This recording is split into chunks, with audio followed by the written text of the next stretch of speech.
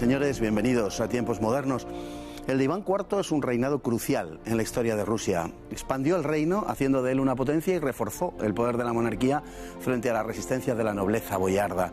Si ha pasado a la historia por cosas como estas, también lo ha hecho por la locura en la que fue cayendo con el paso de los años, que le llevó a comportarse con una enorme crueldad. Y por eso a su nombre de Iván se le ha añadido el sobrenombre de El Terrible.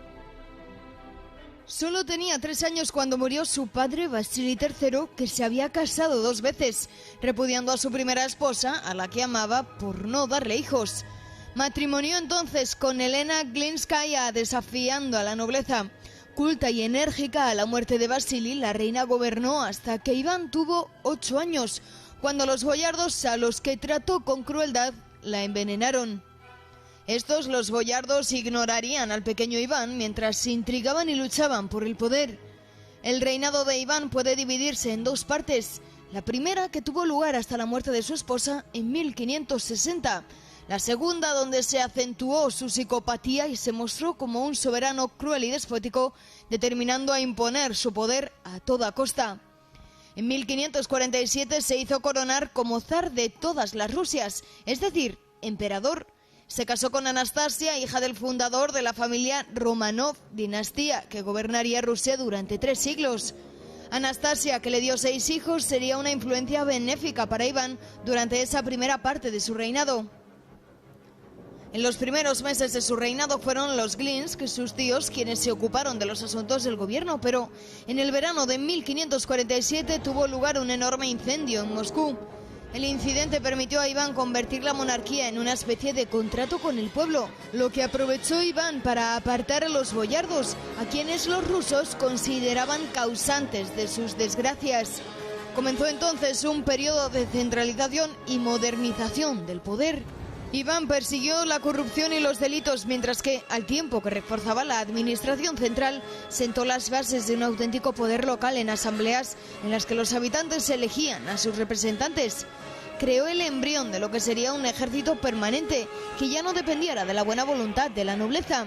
Y en 1551 se celebró el Concilio de los 100 capítulos, en el que, además de regular cuestiones de disciplina y de liturgia, limitó la compra de tierras de los monasterios y las cesiones testamentarias a la Iglesia de las haciendas nobiliarias. Además, arrebató a los monasterios y obispos todas las propiedades, fruto de las herencias otorgadas por los boyardos desde la época de su padre. Quiso acabar con los kanatos de Kazán, Astracán y Crimea, herencia del dominio mogolí que asaltaban periódicamente Moscovia, y lo consiguió en los 2 primeros casos. Pero en 1560 murió repentinamente su mujer, de lo que acusó a los boyardos, emprendiendo una purga de los boyardos. Creó entonces los oprichnik, una guardia personal adepta a la persona del zar, y comenzó el periodo de 18 años, la última parte de su reinado, en que dio rienda suelta a un sadismo sin freno y a una crueldad que le han hecho pasar a la historia. En 1565 se reservó una parte del país para ser gobernada directamente por el zar, la oprichina, que le facultaba castigar a los acusados sin restricciones. Los oprichnik, vestidos de negro y montando corceles también negros, recorrían el país para imponer su ley. Llegaron a sumar unos 6.000 e incluían a extranjeros y delincuentes. La locura de Iván se fue acentuando y llegó al punto de matar a su propio hijo, Iván, su preferido. Aunque lloró su muerte hasta el último día, prosiguió la escalada paranoide, aniquilando a varios de sus partidarios y amigos. Parece que en sus últimos años terminó practicando la brujería. En sus últimos años conquistó parte de Siberia, aunque perdió la guerra con Livonia y Suecia. Murió en 1584, seguramente envenenado por el tratamiento de sífilis con mercurio, costumbre en la época, aunque no se descarta que hubiera sido envenenado por los boyardos. Don José Menéndez Manjón, es un placer y un honor tenerle aquí entre nosotros. Igualmente, muchas gracias. Bueno, siempre que podemos contamos con usted, sobre todo en estos temas rusos, como es el que nos ocupa hoy, que es el de Iván IV, Iván el Terrible, que verdaderamente es un tema bastante terrible. Pero hay que empezar por decir, para no espantar a nadie, que Iván es también el creador del Estado moderno ruso. Bueno, Iván es la culminación de un proceso. El proceso empieza prácticamente con el Gran Ducado de Moscú, y va uniendo elementos religiosos y políticos. Por ejemplo, cuando el metropolita de Rusia acaba viviendo en Moscú en 1325, ya es un paso adelante, y cuando el concilio de Florencia unifica las iglesias latina y griega en 1453, antes de 1453, perdón, provoca un cisma en un movimiento de la Iglesia rusa que se independiza de Constantinopla en 1459. Entonces esa unión entre el patriarca y el gran duque, que ejemplifican por ejemplo el patriarca Alejo y Dmitri Donskoy, va edificando un estado que con Iván III se consolida, se forma ya un gran estado que además es todo lo opuesto a Hungría y a Polonia. Es un estado en el que la autoridad central se fortifica y en cambio los boyardos y los príncipes hereditarios de la dinastía rúrikida van quedando sometidos, en algunos casos casi al nivel de esclavos. Y luego, en el reinado de Iván III, por ejemplo, aparece el Prikazhi, que es la administración central rusa, que unifica medidas, ejército, pesas, idiomas. Sí. Entonces, realmente lo que se encuentran los europeos que viajan a la Rusia de Iván III, de Basilio III, es ya un poder central absoluto en el cual, en realidad, el poder se concentra en la figura del gran duque y el resto son semiesclavos. Lo que pasa es que él vive en sus años de infancia el desprecio de esa nobleza, digamos, que es la que se reparte Rusia en ese momento en cuanto al poder político, y él la sufre en sus propias carnes y desde siempre en su psique, también un poco para explicar al personaje, hay un odio reconcentrado contra ellos. Es que su padre muere cuando él es muy chiquitito, tiene 3 años, y su madre muere, además, los análisis que se hicieron de los cadáveres en el año 63 demostraron que la zarina Elena murió envenenada. Sí. Y a partir de ese momento hay una lucha entre las familias de los boyardos. Los boyardos no formaban un estamento organizado, eran familias que luchaban de manera brutal por el poder entre ellas, no parándose ante nada. Y sobre todo hay 3 familias, los Glinsky, los Suisky y los Bielski, que pelean entre ellas continuamente y no se detienen absolutamente ante nada. Y bueno, en ese ambiente de asesinatos y de muertes y de conspiraciones se crea un niño de 8, 9, 10 años, que evidentemente eso le va a quedar marcado. También hay un aspecto positivo, el metropolita Macario, que es un hombre culto, bueno y tiene un gran ascendente sobre él y va a ser también decisivo a la hora de frenar unas tendencias que cuando falten el metropolita y cuando falte la zarina se dispararán. Hay un gran acontecimiento en la juventud de Iván, que es el incendio de Moscú de 1547, que tendrá luego consecuencias también de carácter político. Moscú, hay que decir que era una ciudad de unos 100.000 habitantes, una ciudad muy grande para la época y sobre todo para aquella geografía. Lo que pasa es que prácticamente era toda de madera, lo sería luego durante muchísimos siglos. 1812. Efectivamente, hasta la invasión napoleónica.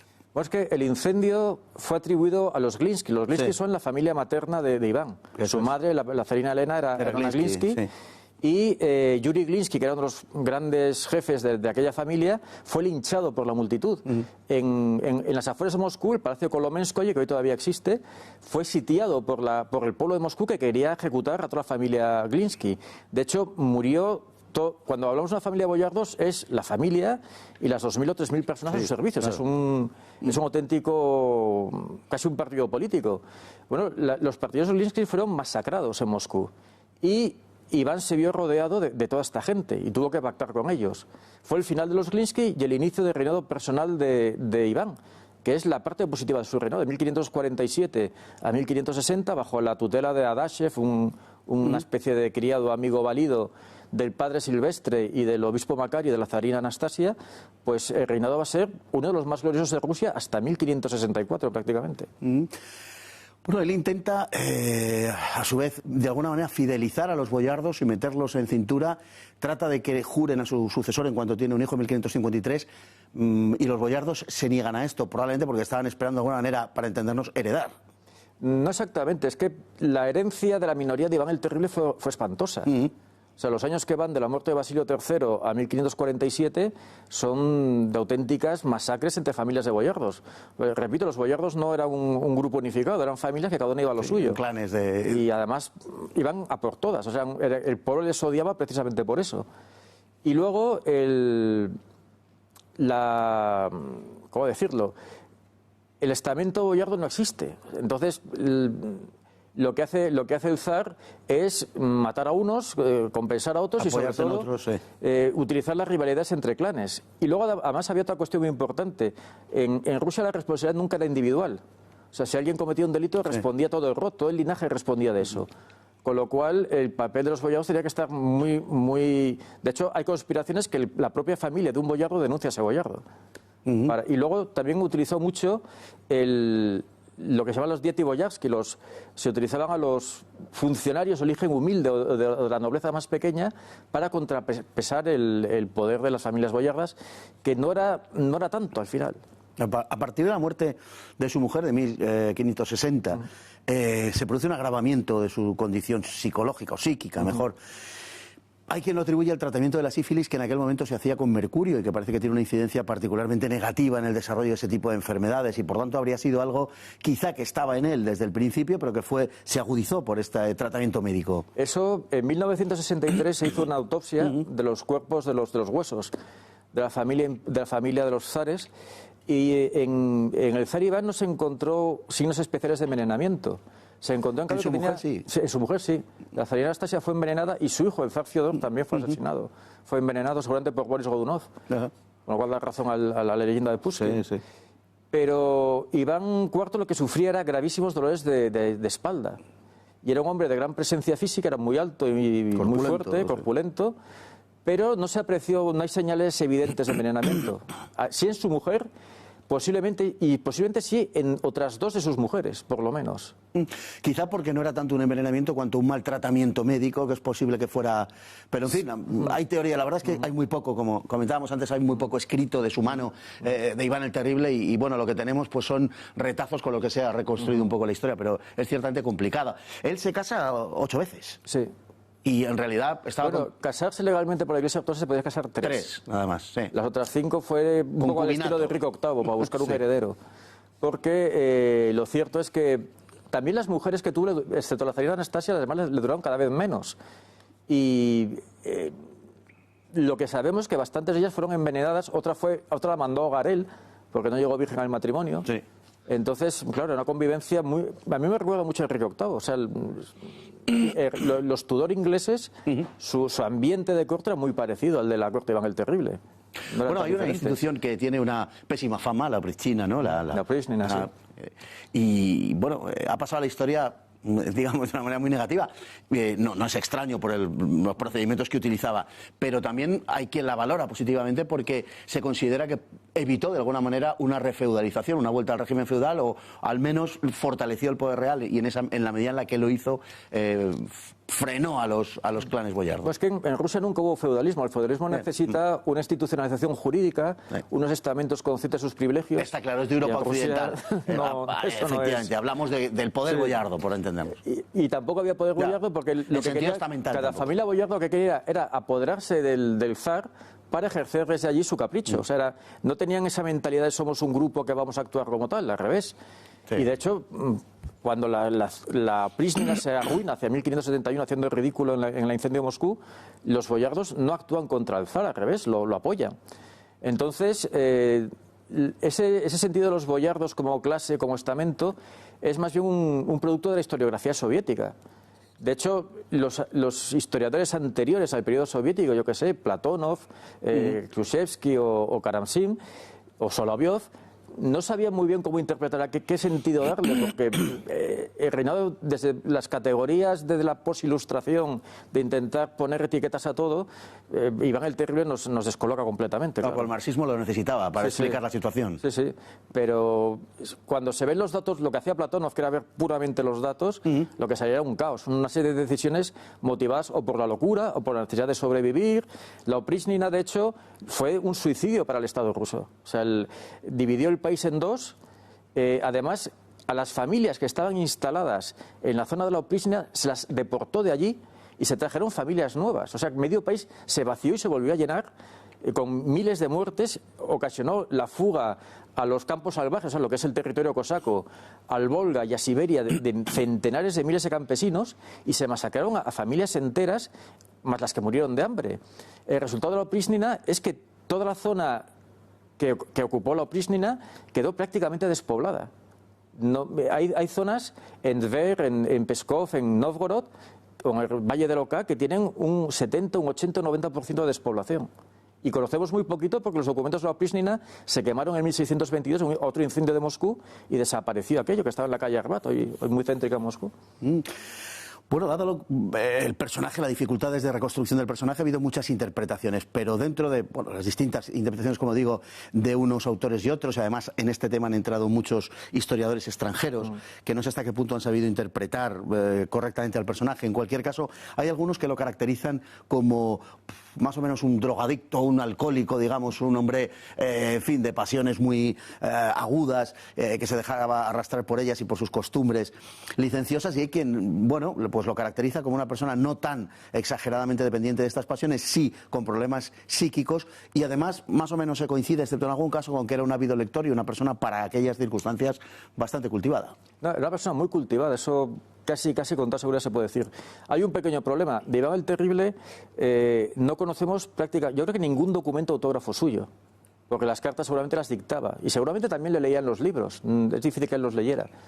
Pero si las cartas son suyas y hay algunos papeles que sí creemos que son suyos, demuestra una erudición muy renacentista, muy caprichosa, muy de Wunderkammer, de cosa prodigiosa a veces, ¿no? Y un poco de centón. Pero sí era un hombre con conocimientos literarios. Y luego, por ejemplo, es que el concepto de Iván Terrible, que viene del alemán Schreckliche, viene de Staden y Schlichting, que eran dos mercenarios alemanes de la Oprísnina, que luego se tuvieron que escapar de Rusia y, de hecho, intentaron convencer al emperador alemán para que invadiera Rusia porque pensaban que el país estaba destruido. Pero el término ruso es Grozny, y Grozny es imponente, formidable para bien y para mal. Sí. Y, por ejemplo, en el Maureen Perry, una historiadora americana, descubrió que estudiando el folclore ruso, que la figura de Iván el Terrible es muy positivamente virada. Tiene muy buena fama entre el pueblo llano, pese a todo. Quizá por eso, porque encarnaba una visión terrible y poderosa del zar, que es lo que siempre se ha pensado que es, una especie de látigo para castigar a los malos. Bueno, hay quien subraya a algunos historiadores que le impactó mucho todo el episodio de Eric XIV de Suecia y que estableció algún paralelismo con su reinado. ¿Hasta qué punto? Es que pasó también con otros zares previos a él. O sea, a su bisabuelo, Basilio II, le sacaron los ojos. Al medio hermano de su padre murió siendo príncipe heredero, y al hijo, al que iba a ser su primo, Iván III, su abuelo, lo mandó matar. Y luego la vida de Iván, la infancia de Iván, es conspiraciones, asesinatos, la madre envenenada, el amante de su madre, los suizos que lo dejan morir de hambre en una jaula. O sea, el ambiente en que se crió no era de lo más... Sí. Y luego él despreciaba a los Vasa, él despreciaba muchísimo a los monarcas electivos, él considera que un monarca electivo no era un monarca. Y las cartas que mandó tanto a Eric XIV como a Juan III eran tremendamente despreciativas.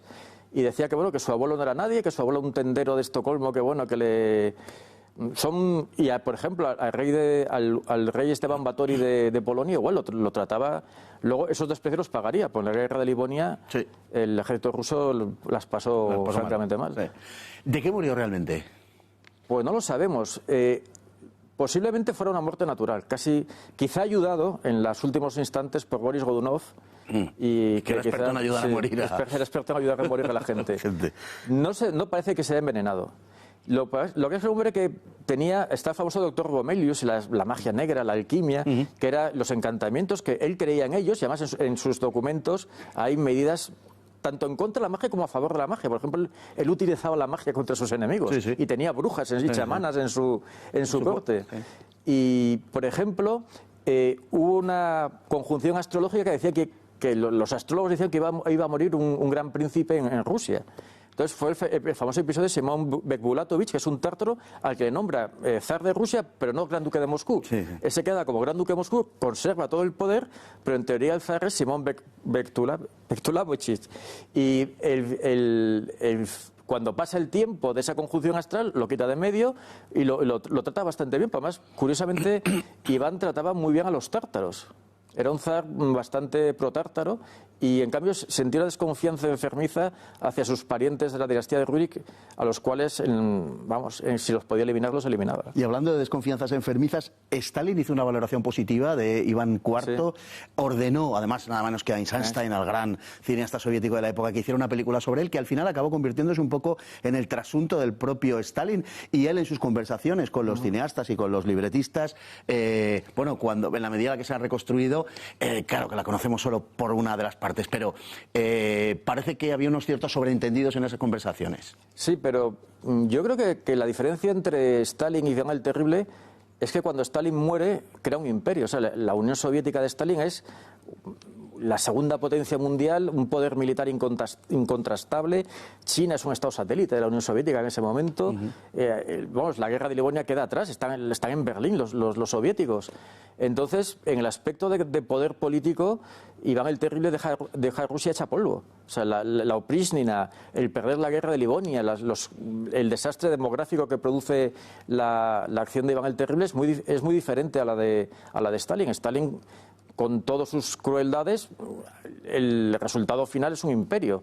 En cambio, la muerte de Iván el Terrible da lugar a lo que llaman la Smuta, el periodo de los disturbios, que con la muerte del zar Fiódor pues se disparará. Pues don José Menéndez Manjón, muchísimas gracias por tratar este tema, que es un tema verdaderamente terrible, pero también muy entretenido, hay que decirlo. Y esperamos contar con usted próximamente. Pues y a todos ustedes igualmente por estar ahí cada día, y hasta el próximo programa, si Dios quiere.